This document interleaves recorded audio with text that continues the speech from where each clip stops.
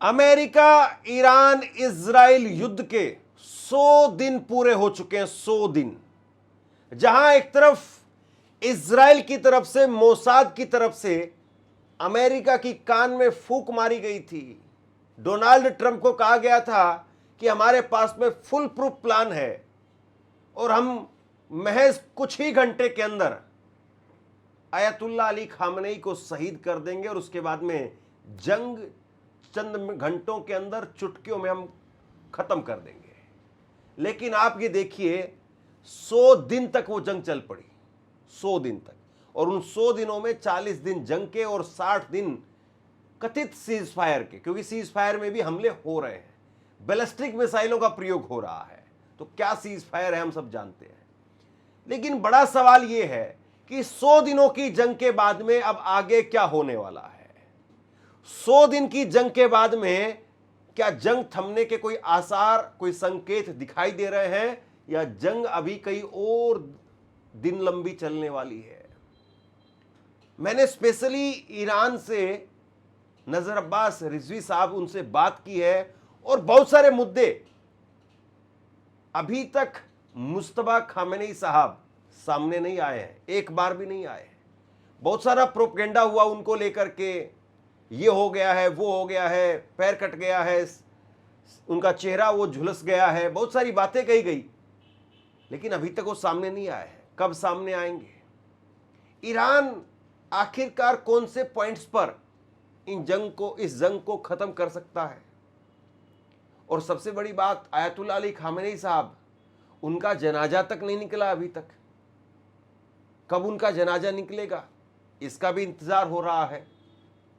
कब उनका पार्थिव शरीर जो ले जाया जाएगा, कब उनको अंतिम विदाई दी जाएगी।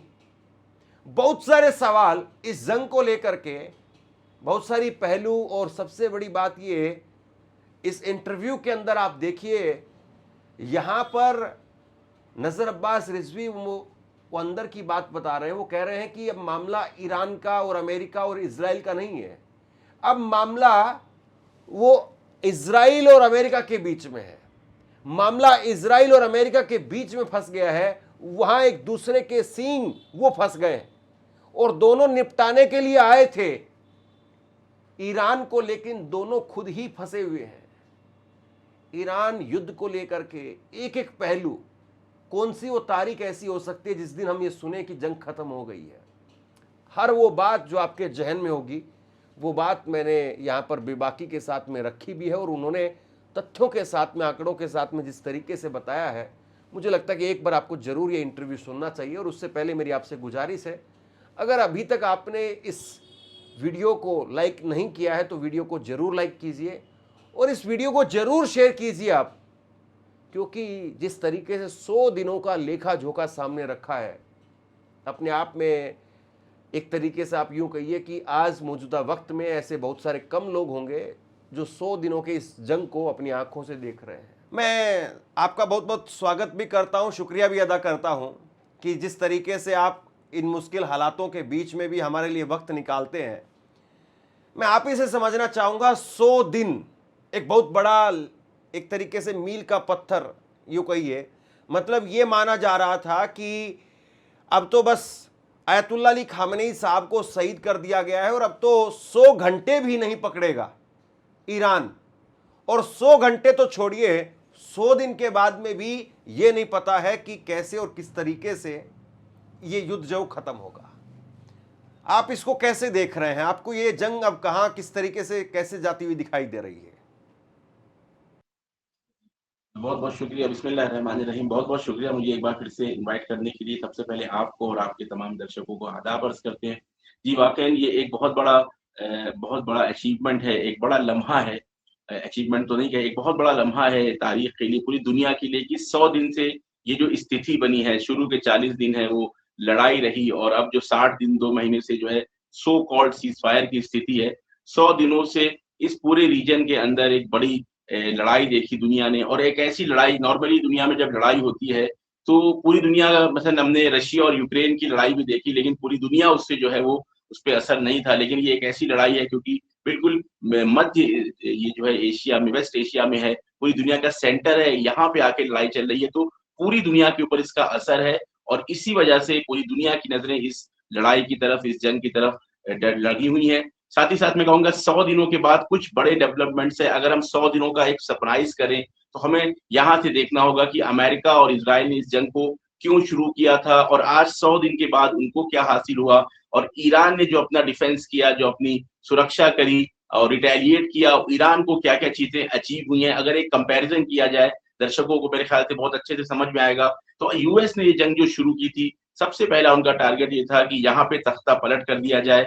एक टारगेट ये था, दूसरा ये था कि एक्सिस ऑफ रेजिस्टेंस को कमज़ोर कर दिया जाए। इस पूरे क्षेत्र में जो है अपना वर्चस्व बढ़ाया जाए, इज़राइल जो है वो ग्रेटर इज़राइल में तब्दील हो जाए। ये कुछ इनके गोल्स थे, कुछ इनके अहदाफ थे जिनको लेके इन्होंने जंग को शुरू किया था और तेल का खेल तो ख़ैर अमेरिका हमेशा से करता रहता है, तो तेल पे कंट्रोल करना भी इनके गोल्स के अंदर शामिल था। लेकिन आज 100 दिनों के बाद देखें तो बाज़ी पूरी पलट गई है।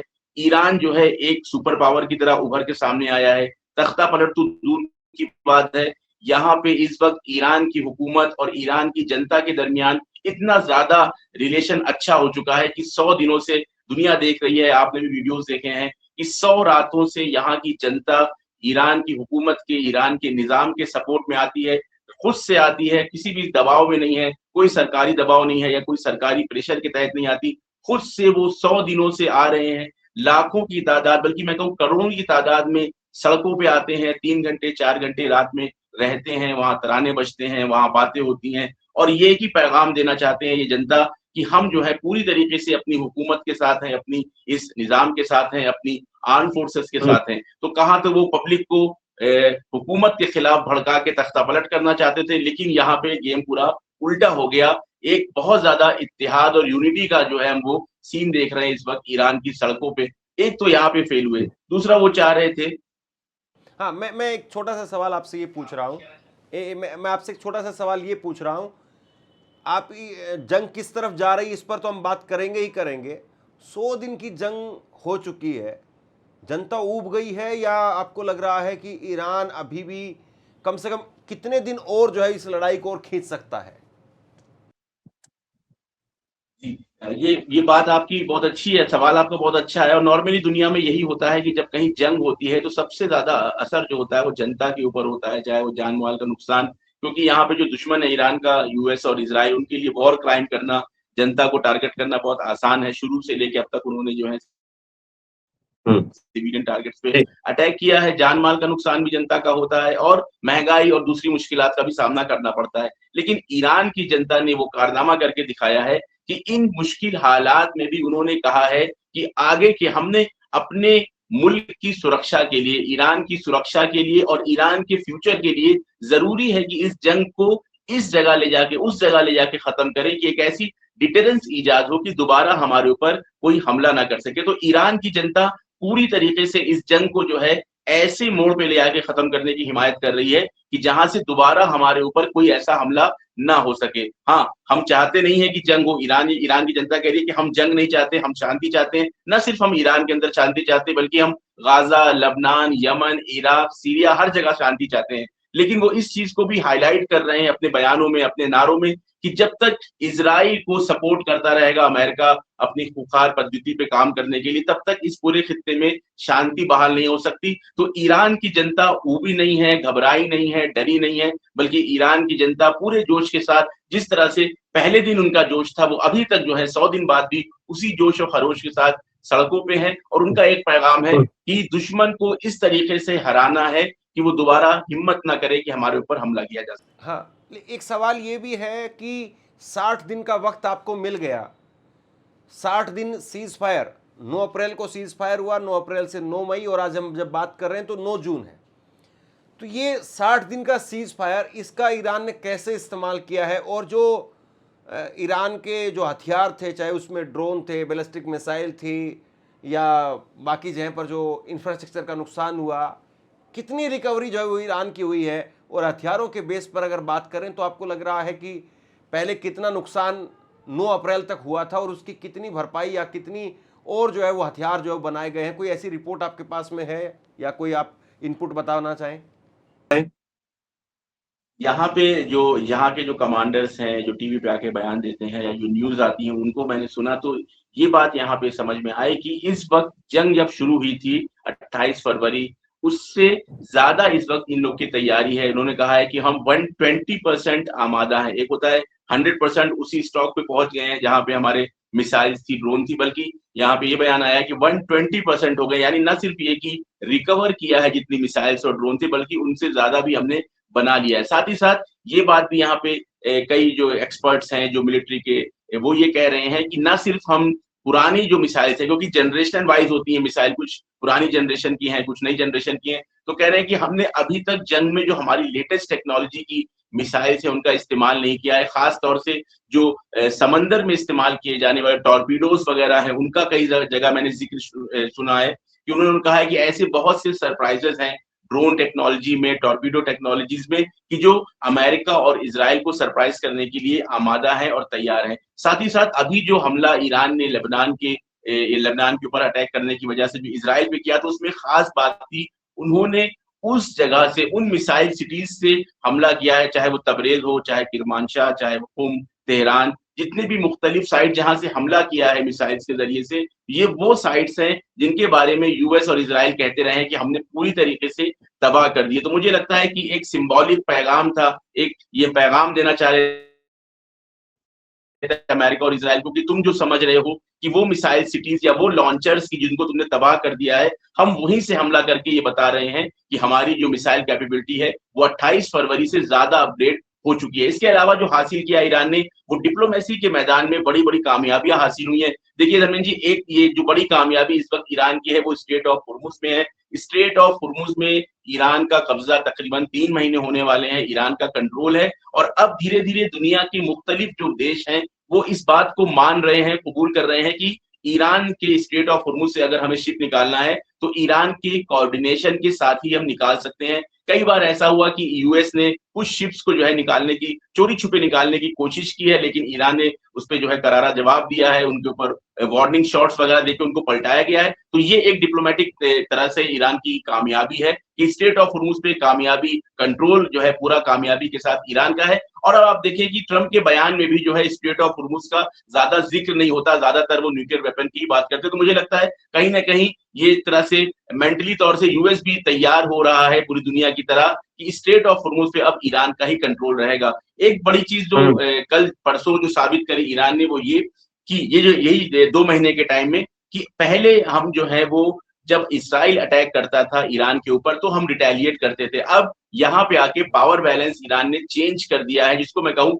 नई रेड लाइन्स बना दी हैं इज़राइल के लिए कि अगर तुम बैरूत पे भी हमला करोगे, तो हम तुम्हारे ऊपर हमला कर सकते हैं। ये एक हिस्टोरिक पल है, पूरा ऐतिहासिक लम्हा है कि ईरान ने आके आगे बढ़ के ये तय किया है कि अब इज़राइल के हमले का इंतज़ार हमें नहीं करना है कि वो ईरान पे हमला करे तो हम करेंगे हमला, बल्कि बैरूत के ऊपर भी, या इसी तरह से गाज़ा के ऊपर भी, और आने वाले वक़्त में शायद इराक या यमन के ऊपर भी अगर हमला होता है यूएस और इज़राइल की तरफ से, तो ईरान ये पैगाम दे रहा है, ये मैसेज देना चाहता है कि एक्सिस ऑफ रेजिस्टेंस पे कहीं पे भी अगर हमला होगा, तो खुद हम जो है आगे बढ़ के उसका जवाब देंगे। ये भी एक ईरान की बड़ी कामयाबी है। आपने देखा होगा कि जो कुछ फोर्स के ये लीडर है, कमांडर है, उन्होंने भी ये कहा है कि एक्सिस ऑफ रेजिस्टेंस जो है वो पहले से मजबूत है, हम नया सिक्योरिटी apparatus बना रहे हैं। तो ट्रंप ने ये जंग शुरू की थी कि एक्सिस ऑफ रेजिस्टेंस को कमजोर किया जाए, लेकिन इस वक्त एक्सिस ऑफ रेजिस्टेंस जो है वो और ज्यादा मजबूत हो गया है। तो पिछले 2 महीनों में कई सारी चीजें जो है, चाहे वो मिसाइल्स और ड्रोन टेक्नोलॉजी में अपग्रेड को लेके हो, चाहे स्ट्रेट ऑफ होर्मुज़ पे कंट्रोल को लेके हो, चाहे वो ये पूरे एक्सिस ऑफ रेजिस्टेंस को मजबूत करने के बारे में हो, ईरान को कई बड़ी कामयाबियां मिली। 100 दिनों की जंग, और 100 दिनों की जंग में, जंग के शुरुआती घंटों में ही हमने देखा ईरान के supreme leader Ayatollah Ali Khamenei साहब वो शहीद हो गए। ये हमने देखा। उसके बाद में ईरान के कई और बड़े रणनीतिक चेहरे, जिसमें अली लारीजानी साहब, कई बड़े चेहरे जो है वो इस जंग में मारे गए, शहीद भी हुए। और उसके बाद में मुस्तफा खामनेई वो सुप्रीम लीडर बने। अमेरिका एक वक्त में कह रहा था, डोनाल्ड ट्रंप कह रहे थे कि भाई जो नया सुप्रीम लीडर बनेगा वो हमारी चॉइस का होगा, हमारी दखल के बिना नहीं होगा। ट्रंप तो ये भी कह रहे थे कि ईरान ने ऑफर किया है उनको कि वो सुप्रीम लीडर बने, वो आए और वो ईरान को संभालें, इस तरह की बातें भी कही। लेकिन तमाम सारी चीज़ों को दरकिनार करते हुए और बिना किसी गुटबाजी के, बिना किसी आपसी टकराव के मुस्तफा खामेनी को चुन लिया गया नया सुप्रीम लीडर। अभी तक लेकिन मुस्तफा खामेनी साहब की कोई तस्वीर सार्वजनिक तौर पर सामने नहीं आई है। उनकी सेहत को लेकर के बीच बीच में बहुत सारी बातें उड़ी कि वो मारे गए हैं, इस तरह की भी अफवाहें उड़ाई गई। इस तरह की भी अफवाहें उड़ाई गई कि उनका पैर वो कट गया है, शरीर वो काम नहीं कर रहा है, या उनका जो चेहरा है वो झुलस गया है, बहुत सारी बातें। अब उसके बाद में अमेरिका के विदेश मंत्री मार्क रूबियो का एक बयान हाल में आया जिसमें उन्होंने कहा कि भाई वो जिंदा है, जीवित है। और फिर अब ट्रंप ने भी तारीफ की कि मुस्तफा खामेनी बहादुर नेता है और मैं उनसे मिलना भी चाहूँगा। मैं आपसे समझना चाहता हूँ, आपके पास में कोई रिपोर्ट हो, आपकी किसी से बात हुई हो, या आपको यहाँ पर क्या सुनने को मिल रहा है मुस्तफा खामेनी को लेकर के? और 100 दिन की जंग जो है वो पूरी हो गई है और 100 दिन की जंग तक अभी तक जो है वो सामने नहीं आए हैं। वो कब सामने आ सकते हैं? कैसी उनकी स्थिति है? देखिए, ये जो आयतुल्लाह मुश्तबा खामनेई साहब के बारे में पहले तकरीबन मेरे ख़्याल से 1 महीना हो गया ये न्यूज़ चलाई गई कि उनका मसलन काफ़ी उनको घायल हैं, काफ़ी नुकसान हुआ है, चेहरे पे है, फलाँ ये सारी चीज़ें। ये एक्चुअली एक तरह सा मिस इन्फॉर्मेशन थी, क्योंकि शुरू के 2-3 हफ्तों में ही ये बात पूरी दुनिया के लिए क्लियर हो गई थी कि इस जंग में कूद के अमेरिका ने बहुत बड़ी गलती की है और उसको मिलिट्री तौर पे जो है वो नुकसान हुआ है। तो अब इस तरह की रिपोर्ट्स कभी रिपोर्ट्स आती थी कि खार्क आइलैंड के ऊपर जो है वो कब्जा हो जाएगा, कभी रिपोर्ट आती थी कि जो है वो हेली-बॉर्न करके हम पूरा यूरेनियम निकाल लेंगे, कभी रिपोर्ट आती थी कि आज क़यामत की रात है। तो ये जो इस तरह के बयानात वेस्टर्न मीडिया से आए थे, ये सब दुनिया को मशगूल करने के लिए, दुनिया को एंगेज करने के लिए दिए जाते थे कि मुश्तबा खामनेई साहब को ऐसा हो गया है, वो घायल हो गए, उनका पैर कट गया है। लेकिन शुरू से ही ईरान ने ऑफ़िशियली तौर से कहा है कि हाँ, वो घायल हुए थे क्योंकि वो उसी कंपाउंड में थे जहाँ पे आयतुल्लाह शहीद अली खामेनी साहब थे। तो वो घायल हुए थे, उनको चोटें भी आई थी लेकिन धीरे-धीरे उन्होंने रिकवरी कर ली और उनके ऑफ़िस से यहाँ पे जो सुप्रीम लीडर होते हैं, उनका एक ऑफ़िस होता है, एक उनका दफ्तर होता है और वो बयानात बार-बार दे रहे हैं। उनके जो ज़िम्मेदार अफ़राद हैं, वो उनसे मिले भी हैं और उन्होंने कहा है कि वो पूरी तरह से स्वस्थ हैं, पूरी तरह से वो रिकवर कर चुके हैं। कोई भी ऐसा नहीं है कि बॉडी का कोई पार्ट उनका कट गया हो या चेहरे पे कोई निशान हो। अभी तक ऐसी कोई भी ऑफिशियल स्टेटमेंट नहीं है, बल्कि ऑफिशियल स्टेटमेंट जो आई है, वो यही आई है बार-बार कि वो पूरी तरह से स्वस्थ हैं, लेकिन सिक्योरिटी रीज़न्स की वजह से आपको पता है धर्मेंद्र जी कि जितनी भी टेक्नोलॉजिकल कंपनीज़ हैं, बड़ी-बड़ी, वो सारी सपोर्ट करती हैं यूएस और इज़राइल को। इस वजह से बहुत ही महफूज़ जगह पे उनको रखा गया है कि किसी भी तरह का नुकसान उनको ना पहुँच सके और उसके बाद ट्रंप का और ट्रंप के सिस्टम का जो बयानात चेंज होते रहे हैं, उसको दुनिया ने देखा है। ट्रंप की जो जग हँसाई हुई है इस बात के लिए कि बार-बार बयान को बदलना, कि पहले वो कहना कि मुश्तबा खामनेई साहब नहीं बन सकते, फिर जब वो बन गए तो उन्होंने कहा कि हम उनको भी असैसिनेट कर देंगे, फिर मिस इन्फॉर्मेशन फैलाई गई और अभी आके उन्होंने कहा है कि मैं जो हूँ मुश्तबा खामनेई साहब से मिलना चाहता हूँ। तो ये जो है खुद एक तरह से अपनी जग हँसाई करा रहा है ट्रंप कि हम किसी भी एक स्टैंड पे रह नहीं सकते, एक भी बात कहते हैं शाम को उससे फिर जाते हैं, मुकर जाते हैं। आप देखें पिछले 2 महीने में मेरे ख्याल से 30 बार से ज़्यादा ट्रंप ने ये बयान दिया है कि बस 2 दिन के अंदर डील होने वाली है। ईरान बहुत डेस्परेट है डील करने के लिए। ईरान जो है वो सीज़ फायर करना चाहता है, ईरान नेगोशिएशन करना चाहता है। तो ट्रंप के बयानों की मुझे लगता है दुनिया में कोई अहमियत नहीं रह गई है। कोई भी उनको सीरियस नहीं लेता। हत्ता खुद उनके अभी आपने देखा होगा कि एनबीए का एक प्रोग्राम चल रहा था जिसमें ट्रंप ने शिरकत करी है शायद कल और वहाँ पे अमेरिका का नेशनल एंथम चल रहा है। उसके दौरान अमेरिका की जनता जो उसने वहाँ पे मौजूद है, वो जो है इनका मज़ाक उड़ा रही है, बू कर रही है इनको। तो ये एक ऐसा प्रेसिडेंट अमेरिका का आया है कि जिसने पूरी तरीके से अपने इस पद की जो है गरिमा को बर्बाद कर दिया है। कोई भी ट्रंप को सीरियस नहीं लेता। तो जो हकीकत है वो ये है कि मुश्तबा खामनेई साहब जो है वो स्वस्थ हैं। उनका जो रिकवर कर चुके हैं पूरी तरीके से, लेकिन सिक्योरिटी रीज़न्स की वजह से जो है वो बाहर नहीं आ रहे हैं, कोई वीडियो या फ़ोटो उनकी बाहर नहीं आ रही है। लेकिन उनके बयानात हर वक़्त जो हैं मेरे ख़्याल से अब तक उनके 7-8 बयान जो हैं वो आ चुके हैं, जो पब्लिक के लिए मौजूद है, पब्लिक उनसे पढ़ती है और उनसे फ़ायदा उठाती है। लेकिन जल्दी ही मुझे लगता है कि जैसे ही जंगी हालात खत्म होंगे, वैसे ही वो पब्लिक अपीयरेंस करेंगे और जितनी भी इस तरह की रिपोर्ट्स हैं, वो सारी जो है वो झूठी फिर से साबित हो जाएँगी। एक 100 दिनों के अंदर एक सवाल बार-बार उठा, कई बार उसका जवाब देखने को मिला, फिर तारीख आई, फिर उसके बाद तारीख चली गई और वो था आयतुल्लाह अली खामनेई साहब उनका इंतकाल हो गया, ये तो बहुत शुरुआत में ही जो साफ कर दिया गया था, ईरान ने भी स्वीकार किया था, लेकिन अभी तक जो उनका जनाजा जो निकाला जाता है जिस तरीके से, और फिर लोग खड़े होकर के उनको जो विदाई देते हैं, अभी तक वो नहीं हो पाया है। तो इसके पीछे क्या वजह रही और कब तक ऐसा हो पाएगा? आपके पास में कोई जानकारी हो इसको लेकर के? कि पिछले दिन, पिछले हफ्ते जहाँ पे बयान आया था ऑफिशियल की अनकरीब जो है वो उनका फ्यूनरल, तशीए जनाजा उर्दू में कहते हैं, फारसी में तशीए जनाजा, फ्यूनरल जो है उनका ऑर्गेनाइज किया जाएगा तेहरान के अंदर। और लेकिन क्योंकि तादाद, एक बहुत बड़ी तादाद की शिरकत करने की अनुमान है, तकरीबन 2 करोड़ लोगों का जो है उसमें शरीक होने का अनुमान है, तो उसके लिए एक बड़ी लेवल पे तैयारी की ज़रूरत है। तो डेट्स अभी फाइनल नहीं थी। आज मैंने बयान देखा, आज जो है ऑफिशियल बयान ये आया है, क्योंकि आपको पता है कि 10 दिन के बाद जो है वो मुहर्रम जो होता है, इमाम हुसैन की शहादत जिसमें वाक़या हुई थी, मुहर्रम का महीना शुरू हो जाएगा और उसमें अज़ादारी, मजलिस, मातम, जुलूस, इन सब का सिलसिला रहता है। तो आज ऑफिशियल बयान ये आया है कि मुहर्रम के शुरू के 10 दिन जो होते हैं अज़ादारी के, उनके बाद जो है उनका फ्यूनरल जो है वो ऑर्गेनाइज़ किया जाएगा। तो मुझे लगता है कि ये 10 दिन जो मुहर्रम के गुज़रेंगे उसके बाद जो है वो फ्यूनरल उनका होगा। अभी तक क्यों नहीं हो सका था? क्योंकि शुरुआत में ये है कि 40 दिन तक तो पूरा फुल फ्लेज वॉर चल रही थी। उसके बाद भी कंडीशन ऐसी नहीं थी कि तेहरान जैसे शहर में 2 करोड़ लोगों का इंतज़ाम किया जा सके, क्योंकि अमेरिका और इज़राइल ने कह तो दिया था कि सीज़फायर है, लेकिन अभी भी जो है खतरा है, कहीं पे भी वो टारगेट से कर सकते हैं, अटैक कर सकते हैं। तो सिक्योरिटी रीज़न्स की वजह से अभी तक उनका फ्यूनरल नहीं हो सका है। उम्मीद ये है कि मुहर्रम के बाद, यानी 10 मुहर्रम को जो रोज़े आशूरा होता है, उसके बाद जो है उनका फ्यूनरल जो है वो तेहरान में जो है वो ऑर्गनाइज़ होगा। और जो खबरें आ रही हैं वो ये कि मशहद के अंदर, जो मशहद ईस्टर्न सिटी है ईरान के अंदर, जहाँ इमाम रज़ा अलैहिस्सलाम का मज़ार है, हरम है, वहाँ पे जो है वो उनको जो है वो खाक के सुपुर्द किया जाएगा, उनको वहाँ पे दफ़न किया जाएगा। लेकिन अभी एग्ज़ैक्ट डेट क्या है, इसके बारे में कोई भी ऑफ़िशियल बयान नहीं आया है। हुँ।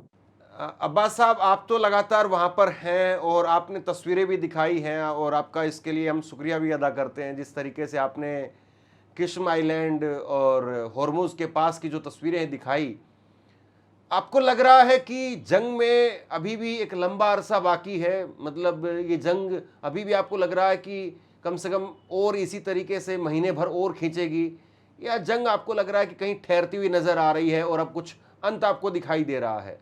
क्योंकि आप लगातार ज़मीन पर भी है, कुम शहर में भी आपकी मौजूदगी मुझे दिखाई देती है, तेहरान में आपकी मौजूदगी दिखाई देती है, लगातार लोगों के टच में वहाँ पर जाहिर सी बात है आप होंगे। तो जंग, सबसे बड़ा सवाल तो यही है, लोग तो यही जानना चाहते हैं कि भाई कब आखिरकार हो जाए ख़त्म। और उसके बाद में अभी देखिए भारत में 90 रुपये जो है वो सिलेंडर, जो घरेलू सिलेंडर है वो बढ़ गया है, 1000 रुपये जो कमर्शियल सिलेंडर वो बढ़ गया है, पेट्रोल डीजल के दाम बढ़ गए हैं, गैस बढ़ गई है, हर तरीके से मारा मारी है। तो आम भारतीय जो इसको देख रहा है, या दुनिया के अंदर कोई भी शख्स देख रहा है, वो यही उम्मीद कर रहा है कि किसी तरीके से ख़त्म हो। आपको क्या दिखाई दे रहा है? देखिए देखिए, ये जंग जो है मुझे लगता है कि हकीकत जो है, जो एक होता है ऑन ग्राउंड रियलिटी, ये जंग खत्म हो चुकी है। यानी इस जंग में ट्रम्प हार चुका है, यूएस हार चुका है, इजराइल हार चुका है, ईरान की जीत हासिल हो गई है। और अभी जो स्टेट चल रही है, ये वो स्टेट है जिसमें आके ऑफिशियली तौर पे यूएस और इजराइल इस बात को कबूल करें कि हम जो है जंग हार चुके हैं, और किसी एक डील के नाम पे यूएस जो है इस जंग से बाहर निकले। लेकिन इस स्टेट को खत्म करने में ज्यादा बड़ा जो रोल है वो यूएस का है और वो इजराइल का है। क्योंकि इजराइल, देखिए, एक जो क्लैश है, बिल्कुल कहते नहीं है कि दो लोगों के जो फायदे हैं बिल्कुल क्लैश कर रहे हैं। ट्रंप और नेतन्याहू को अगर हम देखें तो उनके दरमियान एक फायदे का, जो अपॉर्चुनिटी का टकराव है, कि एक का फायदा जंग में है, एक का फायदा जंग को खत्म करने में है। नेतन्याहू का फायदा पॉलिटिकल करियर पूरी तरह से डिपेंड है कि इस पूरे खित्ते में जंग रहे, चाहे लेबनान में हो, चाहे इराक में हो, चाहे यमन, चाहे ईरान, कहीं ना कहीं से जंग चलती रहे इजराइल की, तो हमारा पॉलिटिकल करियर बचेगा। लेकिन इसके बरखिलाफ ट्रंप का पॉलिटिकल करियर जो है वो जंग को रोकने में है, वो चाह रहा है, इसीलिए वो बयान दे रहा है बार बार, डील होने वाली है 2 दिन के अंदर, 3 दिन के अंदर। तो खुद उसका पॉलिटिकल करियर, ट्रंप का पॉलिटिकल करियर जो है वो जंग को रोकने में है, क्योंकि वहां पे इलेक्शन आने वाले हैं, यूएस में महंगाई बढ़ गई है, उनके अंदर बहुत प्रेशर है, पूरी दुनिया परेशान है। इस आर्थिक स्थिति की जिम्मेदार जो है, आर्थिक स्थिति जो पूरी दुनिया में खराब हुई है, इसका जिम्मेदार यूएस है, ट्रंप है, और पूरी दुनिया के देश इसको समझ रहे हैं। तो बहुत ज्यादा प्रेशर है ट्रंप के ऊपर कि इस जंग को खत्म किया जाए। इसी वजह से अभी जो हमले हुए, ईरान भी इस जंग को और ज़्यादा नहीं बढ़ाना चाहता, लेकिन ईरान साथ-साथ ये पैगाम देना चाहता है कि अगर हम बढ़ के कहीं हमला नहीं कर रहे हैं, हम मार नहीं रहे, तो इसका ये मतलब नहीं हम कमज़ोर हैं। तो ईरान ने बिल्कुल स्ट्रेट क्लियर कर दिया है कि आप इस पूरे रीजन से बाहर निकलें, अपनी हार को स्वीकार करें, एक्सिस ऑफ रेजिस्टेंस में जितनी भी जंगें हैं उनको खत्म करें। तो अब बॉल जो है वो ट्रंप और नेतन्याहू के पास है, वो कब इस जंग को खत्म करना चाहते हैं और खुद ये जो डिफरेंस है, ये जो इख्तिलाफ है नेतन्याहू और ट्रंप के दरमियान या मैं कहूँ इज़राइल और यूएस के दरमियान, ये डिसाइड करेगा कि ये जंग कब खत्म होगी। इसी तरीके से इसमें फंसे रहेंगे और पूरी दुनिया को मुश्किलात में उलझाए रहेंगे या एक समझदारी का फैसला लेके यूएस का एस्टेब्लिशमेंट जो है वो इस जंग से बाहर निकलेगा ताकि सही मानों में जो है वो इस खित्ते में शांति आए और पूरी दुनिया में जो इसके नुकसान हो रहा है, जो नेगेटिव असर पड़ रहे हैं वो खत्म हो। तो अनकरीब अगर इस तरह का कोई फैसला यूएस की तरफ से आता है कि हम जो है एक ऐसी समझदारी की डील करेंगे जो ईरान की शर्तों को कबूल कर लिया जाए, तो ये जंग खत्म हो जाएगी। नहीं तो ये जो स्टेट है इसको कोई खास प्रेडिक्ट नहीं कर सकता 1 महीना, 2 महीना, 3 महीना क्योंकि ईरान भी जो है वो अपनी पावर स्टेट में है, स्टेट ऑफ हॉर्मुज़ का कंट्रोल उनके ऊपर है। हालाँकि मैंने कुछ बयान ऐसे भी देखे हैं, मोहसिन रज़ाई साहब जो एडवाइज़र हैं सुप्रीम लीडर के, उन्होंने कहा है कि अब हम जो है अगले मरहले में अगर ये ब्लॉकेड नहीं खत्म करता यूएस तो हम ब्लॉकेड को खत्म करने के लिए आगे बढ़ेंगे। तो मुझे लगता है कि कुछ हफ्तों में 2 या 3 हफ्तों के अंदर अगर ब्लॉकेड नहीं खत्म करता यूएस और इस पूरी स्टेट को खत्म नहीं करता, ये जंग की जो स्टेट बना रखी है, ये नहीं खत्म करता और डील नहीं होती है, तो मुझे लगता है ईरान बढ़ के ब्लॉकेड भी खत्म करेगा ताकि ये जो पूरा ओमान सी के अंदर और इंडियन ओशियन के अंदर जो पूरा अशांति बनाई हुई है, आपने देखा कि किस तरीके से हिंदुस्तान के एक शिप के ऊपर यूएस ने मिसाइल अटैक किया जिसमें 24 भारतीय सवार थे। तो पूरी दुनिया के लिए इन महासागर में और ओमान सी में खतरा बना हुआ है इस ब्लॉकेड के जरिए से यूएस। तो ईरान ये चाहता है कि जंग आगे ना बढ़े, लेकिन साथ ही साथ ये भी चाहता है कि पूरे जो खित्ता है, पूरा रीजन इसमें शांति हो। तो यहाँ पे आके ट्रंप और इज़राइल के दरमियान, ट्रंप और नेतन्याहू के दरमियान क्या समीकरण बनता है, ये ज़्यादा इम्पोर्टेंट है इस जंग के खात्मे के लिए। यानी आप ये कह रहे हैं कि ट्रंप बाबू और नेतन्याहू जो है वो आए थे आपको सींग मारने के लिए, यानी ईरान के ऊपर सींग अपने चलाने के लिए, लेकिन आपस में सींग जो है वो उलझ गए दोनों के, और दोनों जो है वो एक कह रहा है कि जाना मत, एक कह रहा है छोड़ दो। तो यही कुल मिलाकर के जो है वो आपस में अब उनकी ही खींचतान, उसकी वजह से युद्ध जो और आगे बढ़ रहा है, आप यही कुल मिलाकर के कह रहे हैं। खैर उम्मीद पर उम्मीद पर दुनिया कायम है और उम्मीद अच्छे की जानी चाहिए, बेहतर की जानी चाहिए, और उम्मीद यही करते हैं कि युद्ध जो है वो ख़त्म हो, क्योंकि जिस तरीके से इस युद्ध में पूरी दुनिया ने झेला है और जैसे आर्थिक सुनामी अभी दिखाई दे रही है पूरी दुनिया के मुआयने पर, अगर ये युद्ध अगर कुछ और ऐसे ही चलता रहा, ऐसे ही बढ़ता रहा, तो जाहिर सी बात है सरकारों के लिए भी एक तरीके से मौका हो जाता है कि भैया फलां जगह पर युद्ध चल रहा है तो महंगाई बेरोजगारी का हम क्या करें, उधर युद्ध चल रहा है तो उधर युद्ध में जो आम आवाम है वो एक तरीके से कहीं ना कहीं उसके वजूद पर या उसके ऊपर, उसके परिवार पर, उसके बच्चों पर एक खतरा जो बना रहता है। तो उम्मीद तो हम शुरुआत से यही कर रहे हैं कि जंग ख़त्म हो जाए, लेकिन जंग है कि बस ख़त्म होने का नाम नहीं ले रही है। बहरहाल आप जुड़े वहाँ से ईरान से हमारे लिए, और लगातार 100 दिनों में, और एक दिन मुझे बैठ करके देखना पड़ेगा कि आपकी और हमारी कितनी बातचीत हो गई है, लेकिन जिस तरीके से आप आए और आपकी पूरी टीम ने इन 100 दिनों में जो जानकारी हम लोगों तक पहुँचाई है उसके लिए आप लोगों का बहुत बहुत शुक्रिया, और उम्मीद करते हैं कि आप भी खैरियत से रहें और जल्द से जल्द जो जंग ख़त्म हो। शुक्रिया, बहुत बहुत शुक्रिया, थैंक यू।